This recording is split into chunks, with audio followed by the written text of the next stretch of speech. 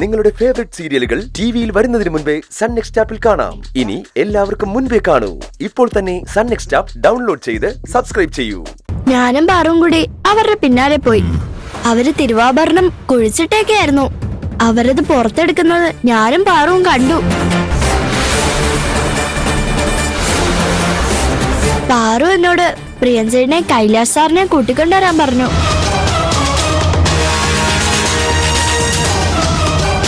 കള്ളന്മാരുടെ കയ്യിൽ നിന്ന് പാറുവിനെ രക്ഷിച്ചതും തിരുവാഭരണം പിടിച്ചു വാങ്ങിയതും പ്രിയഞ്ചേട്ടനും കൈലാസ് സാറും കൂടിയാ. ഇതൊക്കെ ഞങ്ങൾ വിശ്വസിക്കണല്ലേ? എല്ലാരും കൂടെ ചേർന്ന് നാടകം കളിക്കുന്നത് ഞങ്ങൾക്ക് മനസ്സിലാവുന്നില്ലെന്നാണോ നിങ്ങൾ കരുതിയത്? വിശ്വസിക്കണം. ഇതൊന്നും നാടകമല്ല, നടന്ന കാര്യങ്ങളാ. അത് സാറിന് എങ്ങനെ അറിയാം? ഞാനും അവരെ കണ്ടിട്ടുണ്ട്, ഉത്സവ പറമ്പിൽ വെച്ച്.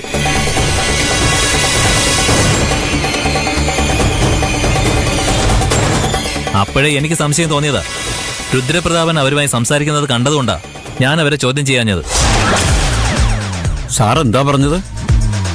രുദ്രപ്രതാപൻ കള്ളന്മാരുമായി സംസാരിക്കുന്നത് കണ്ടെന്നോ? രുദ്രപ്രതാപ, ആ കള്ളന്മാരെ നിനക്കെങ്ങനെ അറിയാം? അവരെ കണ്ടുപിടിച്ച് ചോദിക്കേണ്ടതുപോലെ ചോദിച്ചാ അവര് സത്യം പറയും. അവര് സ്വന്തം ഇഷ്ടപ്രകാരം മോഷ്ടിച്ചതാണോ അതോ ആരെങ്കിലും കാശ് കൊടുത്ത് അവരെ കൊണ്ട് മോഷ്ടിപ്പിച്ചാണോന്ന്? രുദ്രപ്രതാപ, ചോദിച്ചത് കേട്ടില്ലേ? ആ കള്ളന്മാരെ നിനക്കെങ്ങനെ പരിചയം? അത് എനിക്കവരെ അറിയില്ല തിരുമേനി. അവരെ കണ്ടപ്പോ എനിക്കും സംശയം തോന്നി. ഞാൻ അവരെ ചോദ്യം ചെയ്യുകയായിരുന്നു. CI സാർ അതാ കണ്ടത്. ബലൂൺ വിൽക്കാൻ വന്നതാണെന്ന് പറഞ്ഞപ്പോ ഞാൻ അവരെ വിട്ടയച്ചു. അവരുടെ രേഖാചിത്രം വരയ്ക്കാൻ ഏൽപ്പിച്ചിട്ടുണ്ട്. അവരെ ഉടനെ കണ്ടുപിടിക്കാൻ കഴിയും. കൈലാഷ് പറഞ്ഞതുപോലെ അവർ സ്വന്തം ഇഷ്ടപ്രകാരം മോഷ്ടിച്ചതാണോ ആരെങ്കിലും അവരെ ചുമതലപ്പെടുത്തിയതാണോന്നൊക്കെ ഞാൻ കണ്ടുപിടിച്ചോളാം. ഇപ്പൊ ഞങ്ങളുടെ മേലുള്ള സംശയം മാറിയല്ലോ. ഇനി രുദ്രപ്രതാപൻ എന്നോടും അച്ഛനോടും മാപ്പ് പറയണം.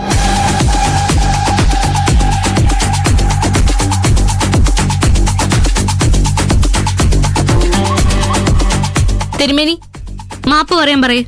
മാപ്പ് പറഞ്ഞില്ലെങ്കിൽ നീ എന്ത് ചെയ്യും? ഇയാളുടെ പേരില് മാനനഷ്ടത്തിന് കേസ് കൊടുക്കും. പ്രധാന സാക്ഷി ആരാണെന്നറിയാമോ? ഈ സാറ്. ഒരു തെറ്റും ചെയ്യാത്ത എന്നെയും അച്ഛനെയും ഇയാള് കള്ളന്മാരെന്ന് പറഞ്ഞ് അപമാനിക്കുന്നത് ഈ സാറ് കണ്ടതല്ലേ?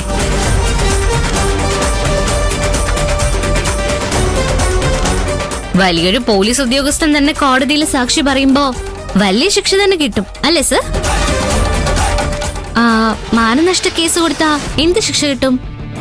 സെക്ഷൻ 499 500 പ്രകാരം അപകീർത്തിപ്പെടുത്തുന്നത് ക്രിമിനൽ കുറ്റമായി പരിഗണിക്കാം. 2 വർഷം തടവോ പിഴയോ അല്ലെങ്കിൽ രണ്ടും കൂടിയോ ലഭിക്കാം.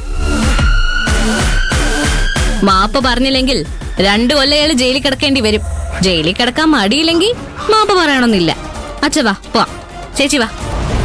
നിൽക്ക്. രുദ്രപ്രതാപ, പാർവതി കോടതി പോവും. അതിന് അവളെ സഹായിക്കാൻ പ്രാപ്തിയുള്ളവർ അവളുടെ കൂടെയുണ്ട്. മാപ്പ് പറയുന്നതാ നിനക്ക് നല്ലത്. ഇല്ലെങ്കിൽ ജയിലിൽ കിടക്കേണ്ടി വരും. രുദ്രപ്രതാപൻ മാപ്പ് പറയേ. പറഞ്ഞേക്ക് മുതലാളി.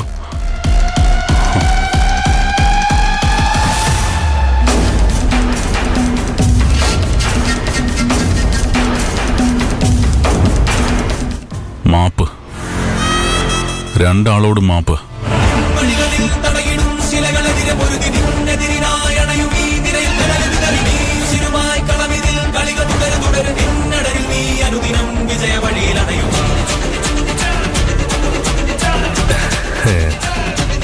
ഇത് ചട്ടമ്പി പാറുവാ.